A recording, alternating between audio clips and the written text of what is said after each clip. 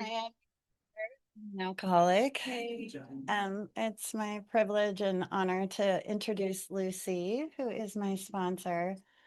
This woman has shown me how to do this still and shown up for me over and over and gave me the tools to pass the message on. And she's just one of my best friends and her lovely husband behind. They both feel like family. So I really appreciate you and thank you for asking me to introduce you.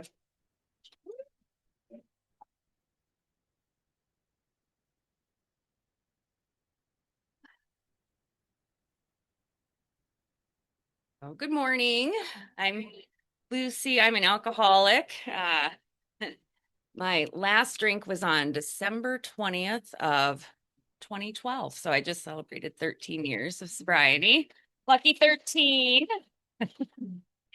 And I'm just so grateful to be here. And it's always such an honor to get to share my story. And I just hope that I'm able to tell it in such a way that I can give people some hope, because hope is everything to people who've been to the bottom and live to tell about it. So I know that, we are supposed to talk about what happened and what it was like, and then, what it's like now and all of that. And I don't like to focus a whole lot on how bad it was, because it sort of feels like, I don't know. I'm just telling a sad, sad tale. And what I will say is that when I came into AA, it was not my first attempt at sobriety. I had relapsed.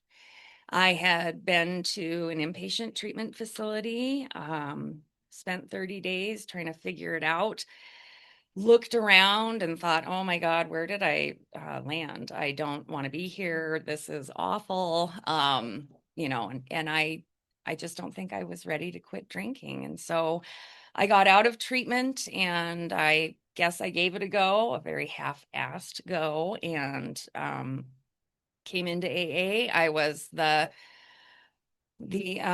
reluctant newcomer who would come in late, so I didn't have to talk to anybody and always bounce out before the prayer because yuck. And I would just look at people in the meetings, and they would all be so happy, and they'd be laughing about just horrible things like DUIs and, you know, having problems getting your kids back from the state. And I was like, these people are so effed up. Like, why would anyone laugh about this? And people would introduce themselves and they'd say, I'm a grateful alcoholic. And I'd be like, well, who would be grateful to have a disease? I mean, this is like a life sentence. This is terrible.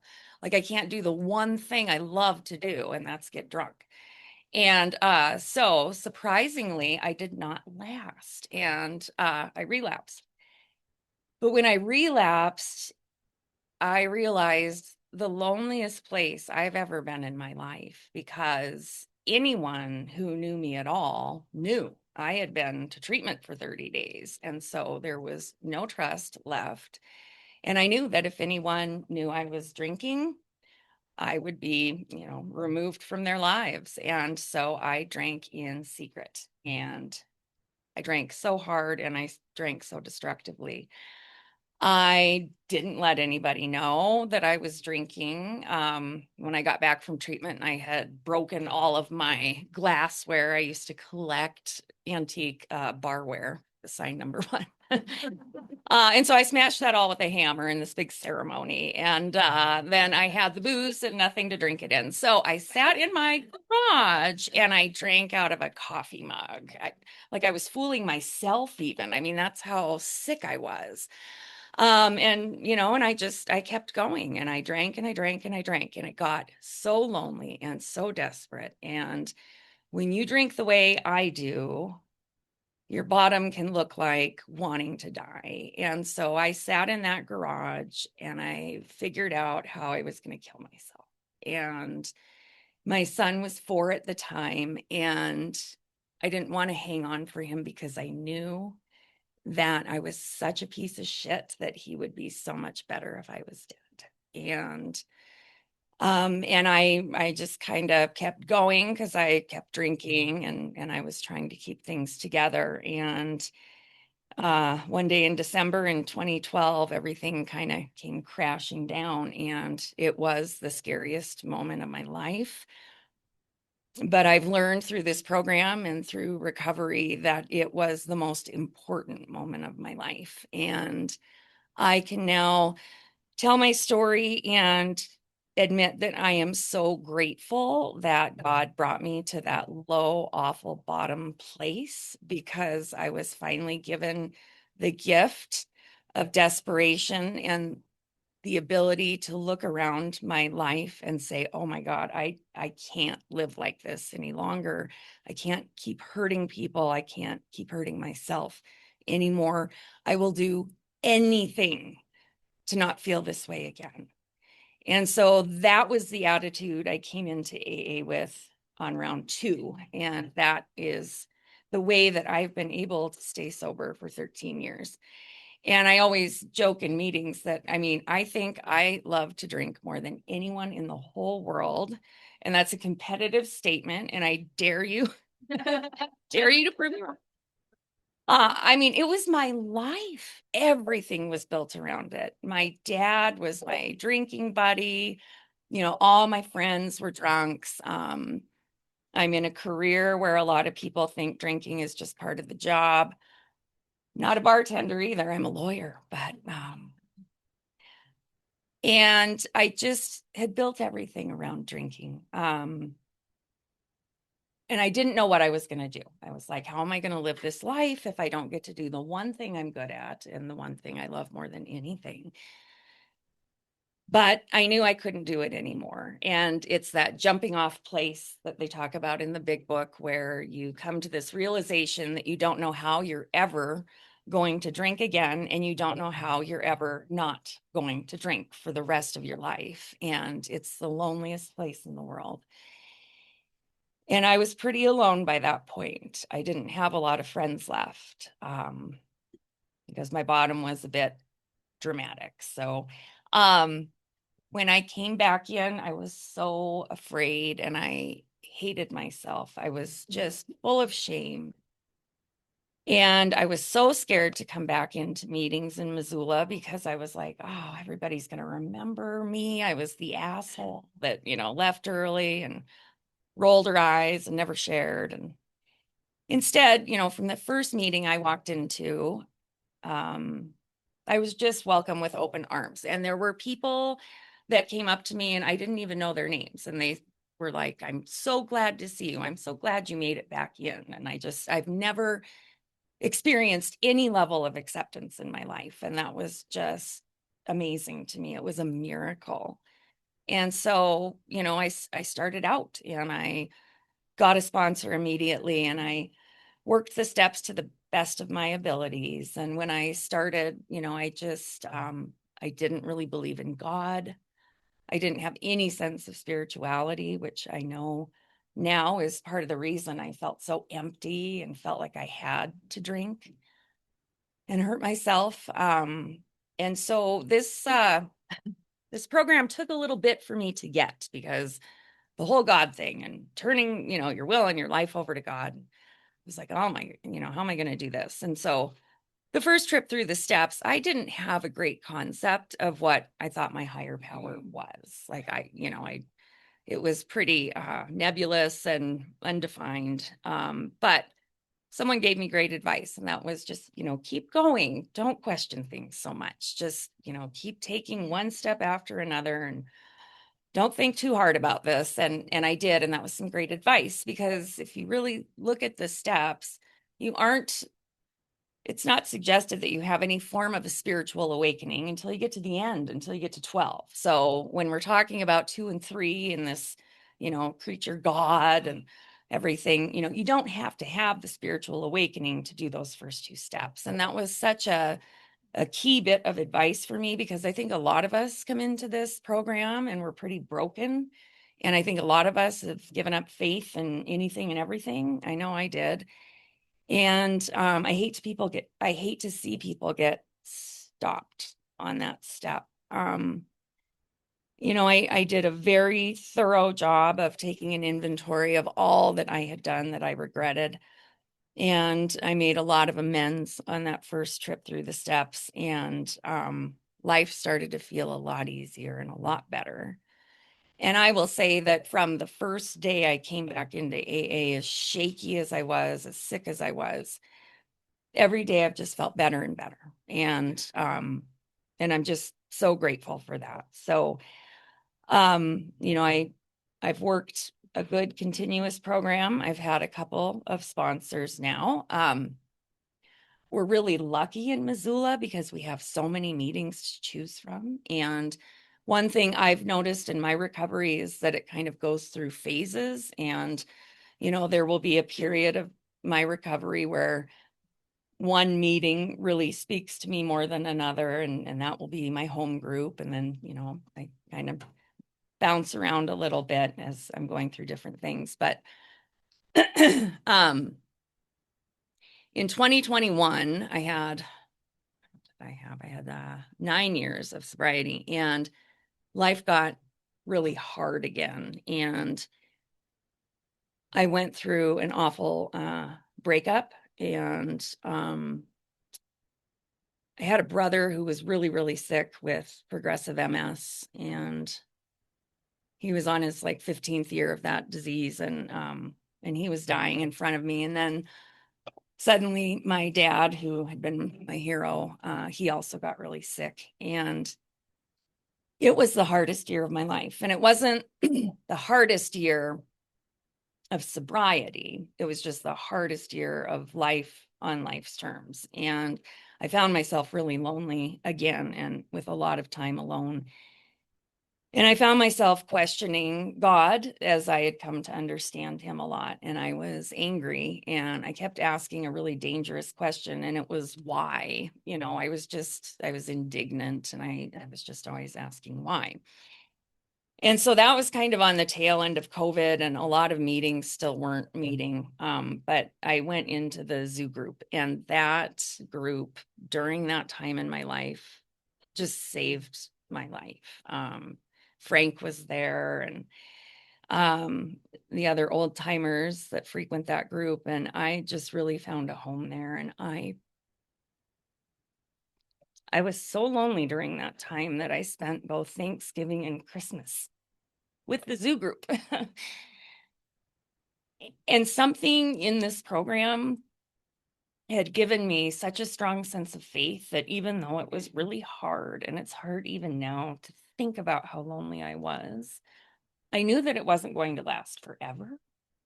And I knew things would get better. And so I just kept going, and I kept trying to help other people. And it was during that time, and I was a mess. I mean, I would go to zoo group every night and just sob and rage and feel all the feelings. And it was during that time that my two current sponsees both came in as newcomers, and both asked me to sponsor them. And I remember saying, man, I know I'm not ever supposed to say no to anybody, but I don't know how I'm going to do this because I'm just in so much pain. And something just told me to do it, to give my time to them. And I'm so glad that I did, because those two women literally saved my life when I really felt like I was going to give up. And I'm so grateful. And they're still both my sponsees, and it's been incredible. It was sort of like having twins, because they both kind of have kept on the same path. And they're just, they're family to me, and their kids are my kids. And I just love them so much. And it's been the greatest gift in sobriety, and I'm so grateful for it. So, the bad time ended, and my dad and my brother died, and life looked different. But this program allowed me to see that even having someone you love die can be a gift. I knew how much those two were suffering, and I got to watch God's mercy. And I know they're in a better place, and that's because of this program. If I didn't have a belief in God, my higher power, or, some idea of spirituality, I don't know that I could have handled them dying, because I wouldn't be able to imagine them in heaven like I do. And so I'm really grateful for that. And so what things look like now is that I am at a point in my life where I love my life, and I'm really proud of the life that I have been building and will continue to build. And that was not always the case. And when I was drinking, I was so sarcastic. And I mean, I am still kind of a smart ass, but people would look at me and they'd be like, "Why do you drink so much? Like, what is going on with you?" And I would say, "If you had my life, you'd drink too," which just sounds so pathetic. But at the time, it made a lot of sense. There were a lot of things that just weren't right. And I was at war with myself, and it wasn't good. And I didn't have any sense that there was anything greater than myself out there to fix anything. And so it was me against the world. I mean, that was my day-to-day existence. And I fought so hard, and I got so exhausted and bitter over all of that. And with all the time that has passed and everything that I've got in recovery, now I can kind of turn that sarcastic phrase around, and it's, the phrase now is, "If you had my life, you would never drink," because, somebody said the most simple thing in a meeting once, and it made so much sense, and it was, "My entire life can fit inside a shot glass." And that is the absolute truth for me. If I drink again, I lose everything in my life. And it takes a lot of suffering, I think, to fully understand that and appreciate that truth.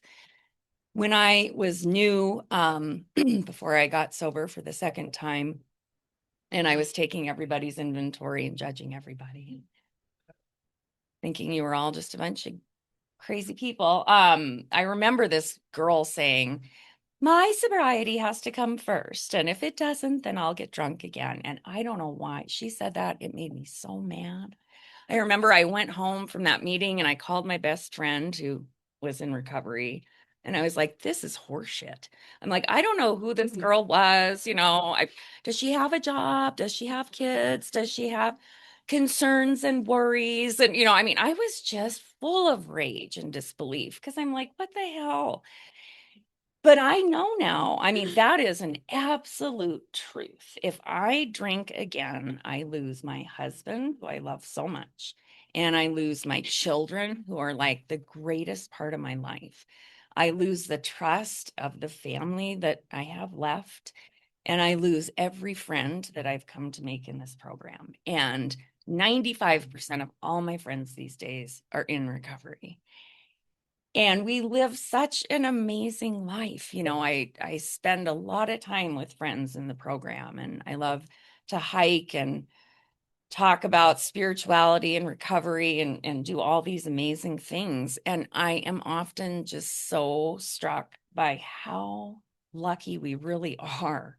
We get to be part of an organization where the focus is always getting better, just slow and steady, one foot in front of the other, working on ourselves, addressing those deep, dark, awful things inside of us that made us drink or that could make us drink again. It's exposing all the awful things we did when we were drinking and owning them. And, that has been one of the hardest parts of my recovery, is being able to look at the past and, like the promises say, not shut the door on it. Look back at it, but don't spend too much time there, and don't wish that it didn't happen. And it was in 2021, when I was, 9 years sober, so lonely, suffering so much, just God had given me so much on my plate. And that is when I finally really had that spiritual awakening that the steps contemplate. And, sometimes I don't want to share that with people, because I don't want newcomers to think, holy shit, it takes 9 years to feel better. I mean, I have felt better progressively every day since I started, but for me, I'm stubborn. I always want to ask why about everything, and I always want to fight. And it took a really long time for me to get to the point where I was able to say, I am so glad for every struggle that God put in my path, because it made me stronger and it made me want this more. And that was a pinnacle moment in my recovery. But I think in the last couple of years, life has gotten so much better. So I have this incredible love story that came true, and my husband's here with me today. And he's somebody I knew from a really, really long time ago, and when I was a teenager. And he never got to experience Drunk Lucy. I think he's amused by some of the stories, and some of the stories make him almost cry because he can't believe how dark my life got for a time. But so he came back to me when I needed it the very, very most. And I just remember him saying early in our relationship, my very favorite thing about you is your sobriety. And I mean, what a gift is that? It was something that I always thought was going to be counted against me and, kind of identified as my handicap, that, well, Lucy's pretty great, but, she's an alcoholic. And that was just so affirming. And so things got really good. I got married, friends all around, have a good relationship going with my mom.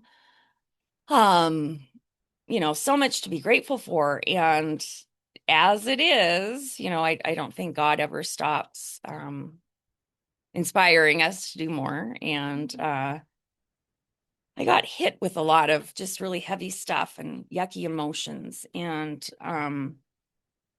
the root cause of it is I have been called out in public forums as being alcoholic a couple times now. And it's something that really could impact my career. I've been threatened with it. And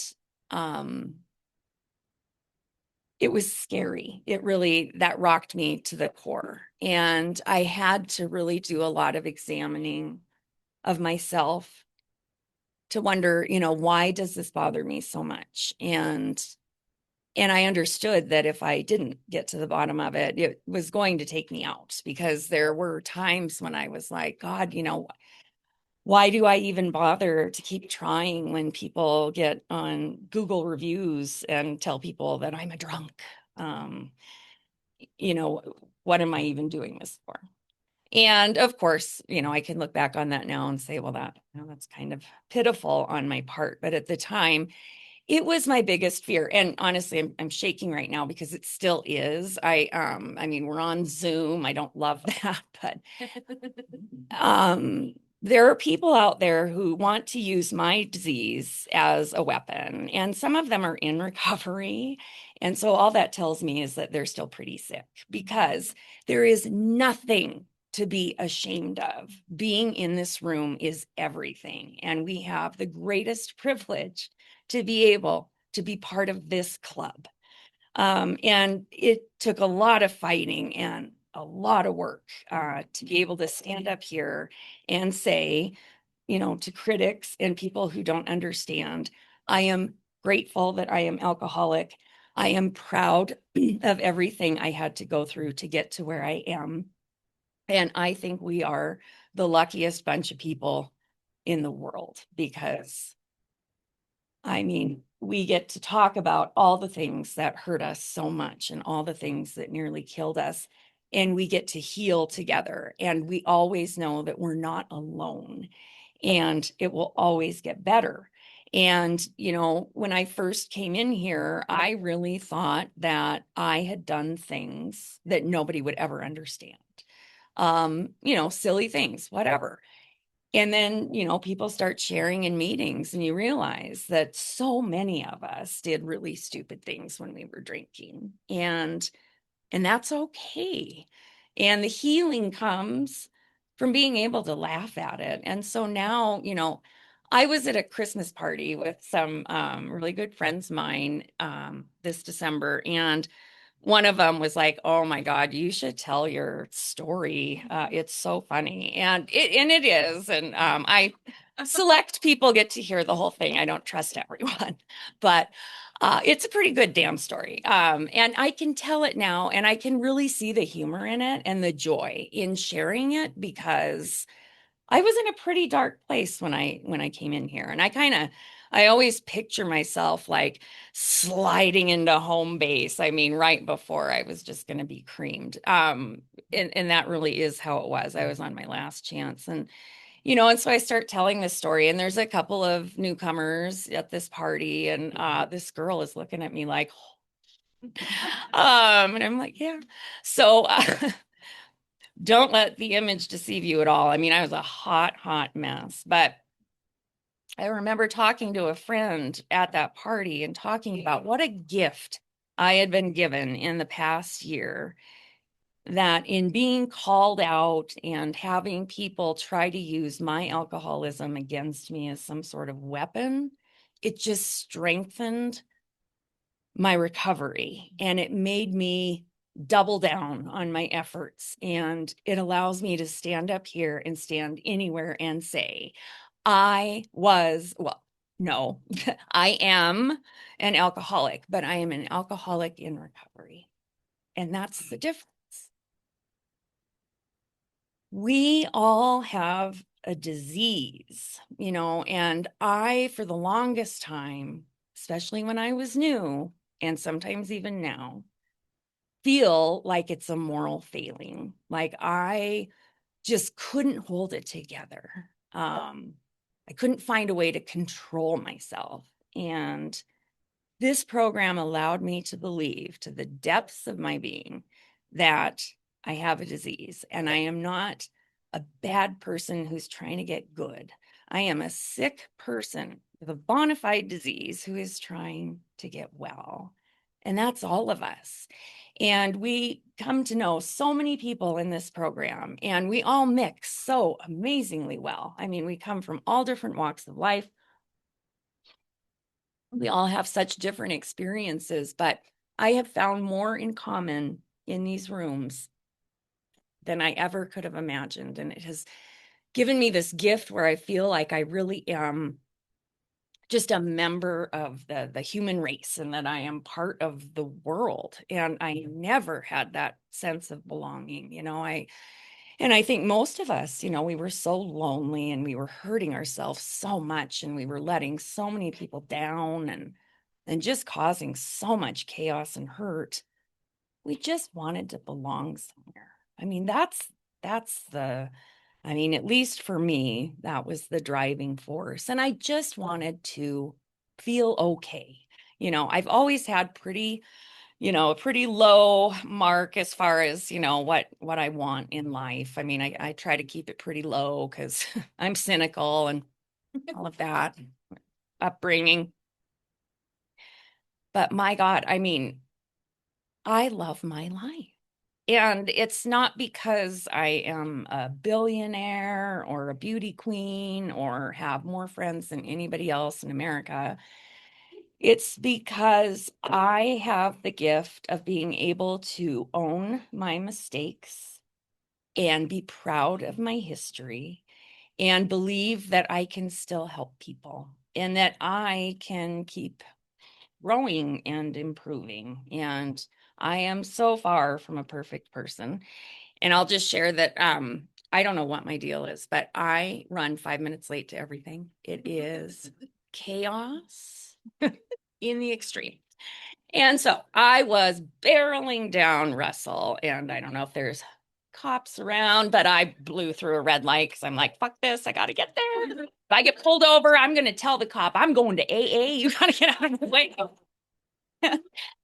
And I knew parking was going to be a nightmare. And I was like, why do I do this to myself? And so I text my husband, and I'm like, I'm really stressed, and I'm going to pull up in front of this club, and I'm going to just leave the car running, and you have to park it somewhere. And then, I'm texting people and I'm texting my beautiful sponsee Jen, and I'm like, why am I always late? Why do I do this to myself? And it's a flaw and I get to work on it. And damn it, one of these days I'm going to be that annoying person who's 10 minutes early to everything. Probably the day before I die, but dream, maybe not. I don't know. I just can't believe, how good life is. And so I have two children, and that was a big part of my early story. I have a son, Gus, who is God, just the center of my universe. And he was just 4 when I got sober. And his dad and I had divorced when he was 3. And so we had a really lonely year after that divorce. And it was just me and Gus against the world. And I would have done anything for that little boy, and the whole reason I went to rehab and the whole reason I tried to be sober the first time was I didn't want to be a drunk mom, because I come from this really long line of alcoholics. We're all a bunch of assholes from Butte and Helena and Catholic and Irish, and oh my God, just so dramatic and moody, prone to depression, all the shit. And I didn't want to be drunk mom. An interesting tidbit from my story is that the first time I got drunk was the week before high school graduation. So I'm not one of those who started drinking when they were 9. I was so scared of becoming an alcoholic because I grew up without any grandparents. They were all dead because of drinking. My family members just died. And I mean, I think the oldest man on my dad's side of the family made it to 62 years old. And it's all because of this shit.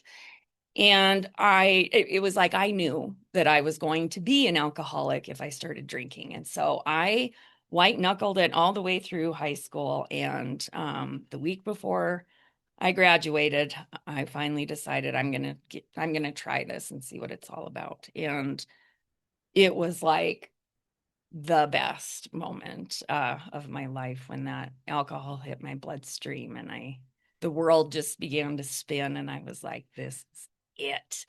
Um, and so, but it's like I knew what was going to happen before it did. And sure enough, became a full-blown alcoholic, and I drank for 20 years. And, there were all these promises I had made to myself, like I wasn't going to drink in the morning. Well, getting drunk in the morning became my favorite thing. I wasn't going to drink on the job. That didn't happen. And especially when I had that little boy, I was like, I am not going to be a drunk mom. And, this kind of goes back to that anonymity and being able to own your story. I mean, for a long time, I didn't admit to anybody that I was a drunk mom, but I was, and I'm not ashamed of it. And I would bring Gus into meetings when I finally got sober and got down to business. And he was so cute. He would sit at the meeting with his little portable DVD player and these giant headphones.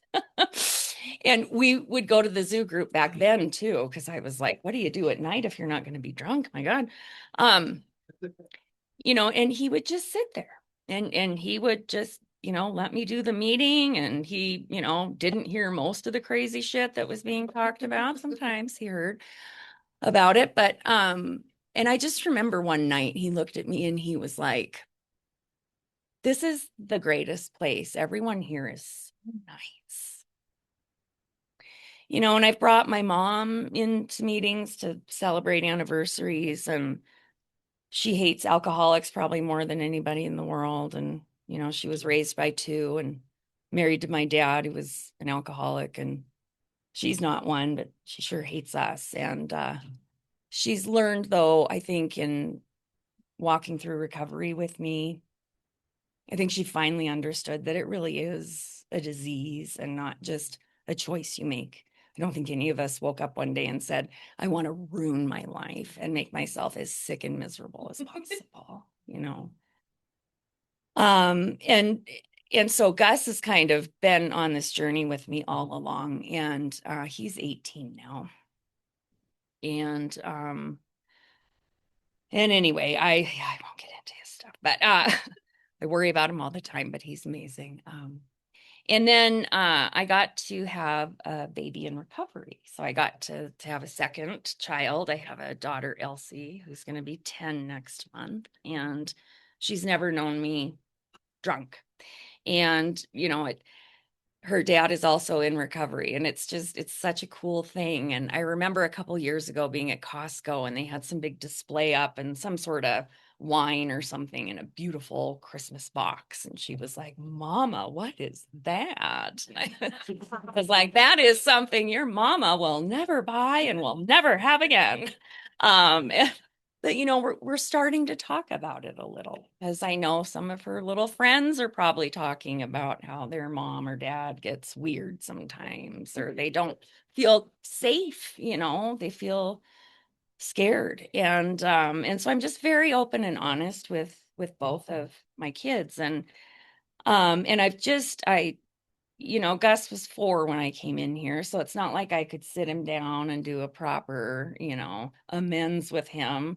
But I remember my sponsor saying, just give him a living amends. Just live your life and be sober and don't get drunk and don't, let him go back to feeling that awful, empty, scared feeling that I'm sure he had when he was little. And that is what I've done. But I've also been very open and honest. And, he had a friend whose dad was having a lot of problems with drinking a year ago. And he told his friend, you need to go and talk to my mom, because my mom is so sober and she loves to talk about recovery more than anything else in the world, more than politics, art, religion, anything. She loves to talk about AA. And that was just, to me, that was just amazing. That was like the best compliment ever. And, I don't care what I achieve in this life as long as I can live a life in recovery and be able to be proud of who I was and what happened to me and who I am now. I mean, what a gift. And so I'm gonna finish early, you guys. It's like keep looking at that clock and I'm like, I could drag this out another 15 minutes and keep talking about gratitude, but I guess I'm gonna wrap it up and maybe we can all get out of here a couple minutes early, whatever. But I guess, my kind of parting words are keep going. It always gets better. When this wonderful man came into my life, he brought 2 additional daughters. So we have kind of a revamped, modern Brady Bunch, but we're way cooler. And so now not only do I have 2 children, I have 4, which is amazing. And he has this whole amazing family that's welcomed me in. And that all happened right when I lost my dad and brother and didn't have any family left. So it's all such a miracle. And I hate it when old timers share in meetings and say, oh, the first year, that's not so bad. I didn't really get my ass kicked until the 10th year or whatever. And that makes me so mad, because the first year, for anyone who's new or, thinking about doing this thing, that's the hardest. I mean, that's where you are physically in pain, emotionally in pain, spiritually just confused, and everything is shit. I mean, the actual recovery process, the worst part is year 1, no doubt. And I mean, it was hard. I have never cried so much in my life as I did that first year. But it gets better and it gets better. But it's life and we're human beings, and we're on this life for a purpose, and there's, I believe, a preordained plan for each of us. And so that means that life doesn't get perfect and things don't get easier and easier. Life still throws stuff at us every day. And that's where we just have to come to a meeting and share what we're going through. And there will be so many people there saying, I have felt that way too. I have been afraid. I've been called out. I've been, whatever you're going through, someone in that room has been through it and gotten to the other side and is probably able to laugh about it or at least say, it's okay that that happened. And what a gift that is. And so I'm just so grateful to see this room so full of people. And I know many of you. And this is an amazing program. I took my daughter Elsie down to the zoo group one night, and it smells a little dank in there. I'm not gonna lie.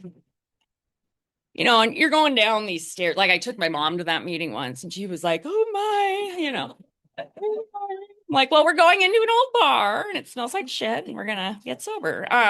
But so Elsie and I are walking down the stairs, and you get this whiff of coffee and you hear all these people talking and there's laughter and there's all this wonderful stuff.